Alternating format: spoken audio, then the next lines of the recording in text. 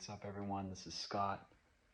Just one other piece of information I wanted to pass along to people. This is my garage at my personal residence, and it's a little disorganized right now, but as you can see, about half the garage is filled with kids and family stuff. The other half is filled with some contractor bags of plastic and masking and other painting supplies from jobs that just seem to be never ending. It needs to be cleaned out. Over here you can see a little bit of a supply shop area. It's nothing crazy, right? But I just have some of my old stain, some stuff to clean roofs with, some gas, tools, and I keep other painting supplies in some of these totes. I have some stuff set up to basically set up spray booths when I'm spraying cabinets in the wintertime. Sometimes in the wintertime, I actually utilize my garage to spray out some cabinets. So if I'm unable to spray cabinets at the homeowner's house, I'll bring a few of the doors or drawers back here, set up a booth, and spray them to stay busy. One of the good things is I wake up, have my coffee, and just walk into my garage to spray them. But the purpose for this video, and the reason I'm putting it together, is for new painters or new contractors or service-based business owners that are starting a painting business or any type of business that's service-based. Relative to your taxes, I know this is something that makes a lot of people kind of nervous about what they're going to owe in taxes, and a lot of people, don't realize that they have the ability to have tax write-offs as a business owner. So what I mean by that is that the IRS will pay you a certain amount of money for every mile that you travel as a business owner, so long as you can keep record of it and prove it if you were ever audited. So they always say to keep your receipts. I'll be honest, I don't keep mine. I think that's like archaic and I think it's outdated. If the IRS wants to audit me in my painting business at the end of the day and you see a charge at Sherwin, it's not like I'm buying beer there, right?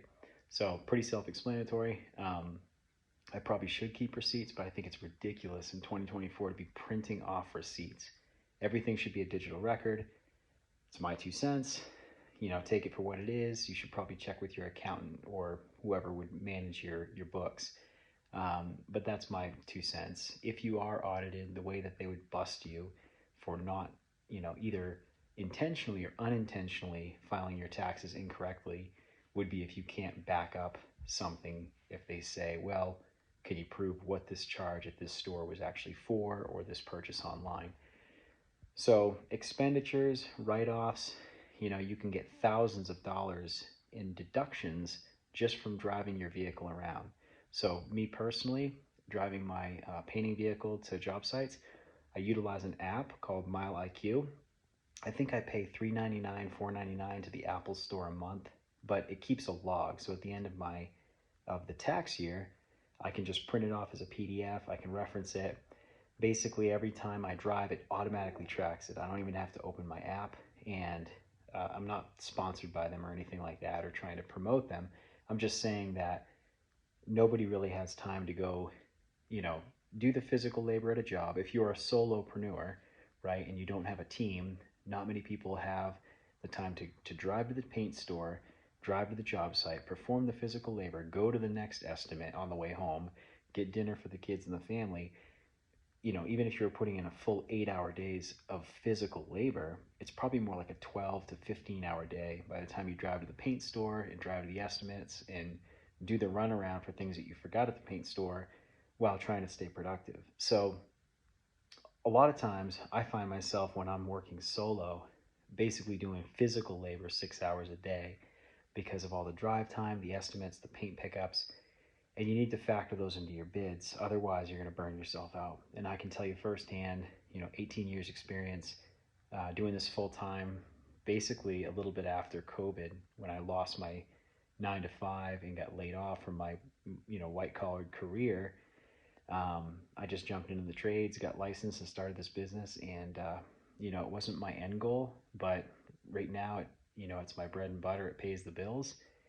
And I just kind of rolled with it. And you kind of, some of these things you have to just kind of learn on the go. But I'm telling you that there's a lot. I'm not a tax professional. I would always take what I'm saying with a grain of salt, do your own research. But the purpose for me being in this garage is that when you file your taxes at the end of the year, or you do it with an accountant or somebody that knows the tax law and is a specialist in that, or you can do your own research, right? But whatever floats your boat.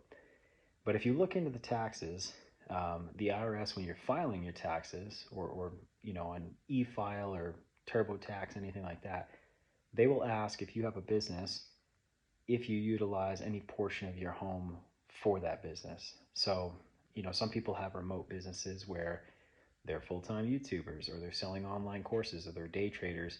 They may have some office space, right? And if based on the square footage of what that particular office space is taking up for the actual total square footage of their house, if it's a personal residence, if it's within a certain range, then you can write off a percentage of your expenses in your home.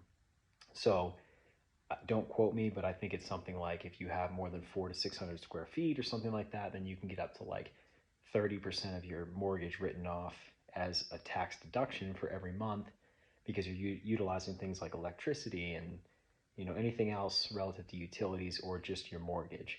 So again, don't quote me on that, look into it, but there is an ability to get deductions as a business owner utilizing your garage space for physical storage, for performing work like spraying out cabinets. And again, I'm sending out proposals all the time, either from my laptop or from my phone on the go. If you have a designated area where, over here, I know my garage is an absolute mess, but you'll see over here, I'm attempting to create kind of a little section with a podcast for the YouTube channel, with a little bit of a backdrop here, so that I can start making some videos when I'm not on the go, relative to entrepreneurship and sales and things around my painting journey that may help you. So that is something to consider. The tax write-offs for your mileage, tax write-offs for what percentage of your garage is used, or what square footage, whether it's storage or you're actually performing the work. So these are things that, there's a lot of different incentives as a business owner.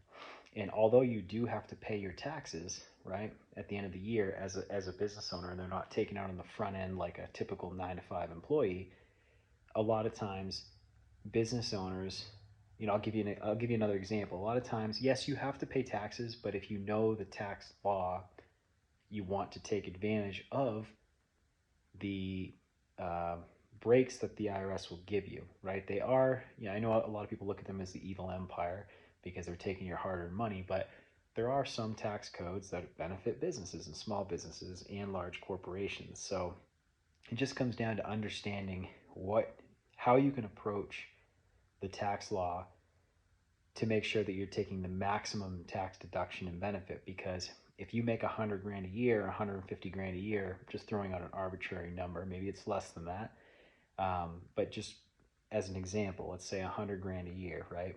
And that's your profit. Let's say after all of your overheads paid and everything, you made 100 grand a year.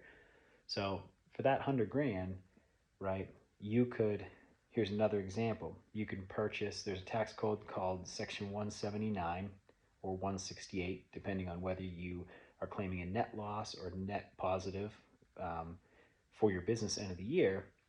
Let's say you go and purchase a $70,000 vinyl wrapped truck, right? Well, even if you finance that, let's say it's October of, the end of the year of 2024, this year, you got 2 months left before the end of the year, right?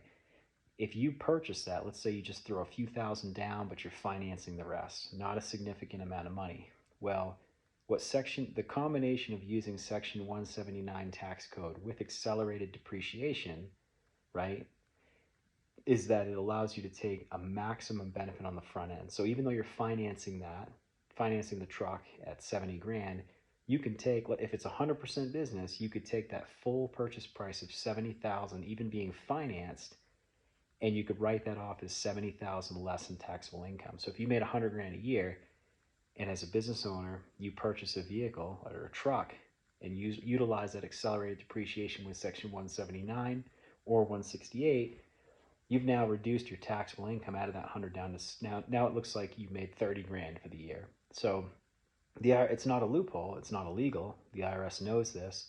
They're just, the way that they look at it is like, well, you're kind of supporting the economy too, right? They get money from everyone, from consumers, from employees, from business owners. It just, they get endless amounts of money, right? So basically, the way you can look at it is that instead of paying the government, you put the money back in the economy and supported a car dealership instead. So don't take take what I'm saying with a grain of salt. I'm not a professional. I don't want to get sued. I'm not telling you what to do, but based on my understanding and my own research, these are some of the benefits that you can take advantage of. Now, it's always important to probably run this by, I know that TurboTax, if you do your own taxes, has a professional you can hire to kind of walk you through the process to make sure you're filling it out correctly. You can hire a bookkeeper, you can get a tax attorney, okay? But it just depends on your risk tolerance, the amount of money you're making, okay? Myself personally, I'm a family man. Um, I've got kids. My wife homeschools my kids. So I'm not getting rich over here, right? I make good money as a painting business owner, but I work my ass off. And, so I'm at the end of the year, if I do owe taxes, it's not going to be a whole lot because supporting a family with kids and a high overhead of vehicles that are being financed and a mortgage and RV and all this stuff that adds up a lot, right? With the seasonal painting business. So for me to get ahead, I'd have to basically double my income or make a lot more and scale my business with employees and subcontractors and things like that. So, but the purpose of this video, I'm at now 11 minutes in, almost 12. Um, what I'm trying to do is just help out other guys that are thinking about, or gals that are thinking about starting a business. Maybe you're fed up with your 9 to 5. Maybe you got laid off and you've got a little bit of experience. And here's the good thing too. I've got 18 years experience painting, but you could still start a painting business and not be super experienced, right? You could start one as a side hustle and sell the work and subcontract, another painter. Maybe that painter's like, I don't want to deal with the business side of this. I just want to do the work. But if you get me the work, you take a small cut, I'll come in and just do my painting. You pay me and I'll get out of there. You can do things like that. You can start a lawn care business. You don't have to be an expert at that, right? You just need to know how to price it, the general rules of operation, um, just basics, right, of running the business. So there's a lot of opportunity, whether you're skilled at something or you have no experience in the service-based business arena. And outside of that, once you understand the operational side of running the business, just the brick and mortar aspects, the very basics 101 of this is how I pick up a paintbrush and cut this wall. This is what I do to complete a quality job.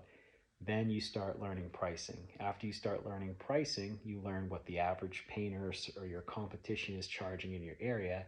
Then you learn how to differentiate and you gain a reputation so you can start charging above them and still secure work, right? Because you may not be the top dog that's running multi-million dollars worth of work in a year, but if you build yourself up, let's say you're like, hey, I'm a one-man army, but I do top quality work and I'm expensive, but you don't have to deal with a bunch of like 50 guys that come in that just picked up a paintbrush for the first time in their life.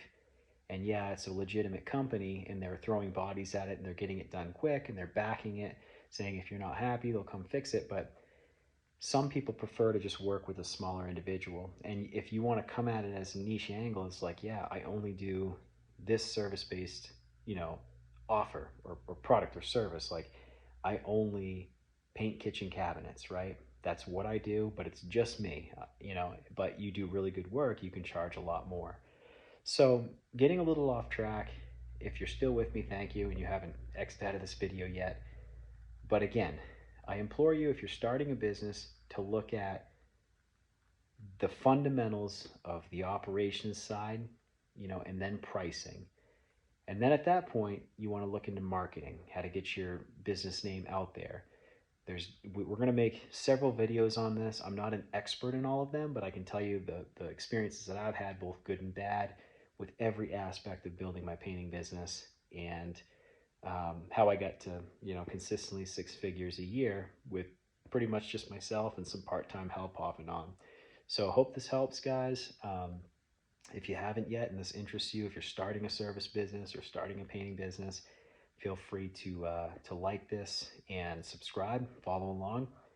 But yeah, if you're starting a business, first thing you want to do outside of creating the name and figuring out how you want to register your business with the state and how you want to attack it at that angle is get your garage set up. Put a couple gallons of primer, snap some photos, and you've already got some tax deductions. So that's more money in your pocket end of the year. Hope that helps, guys. Take it easy.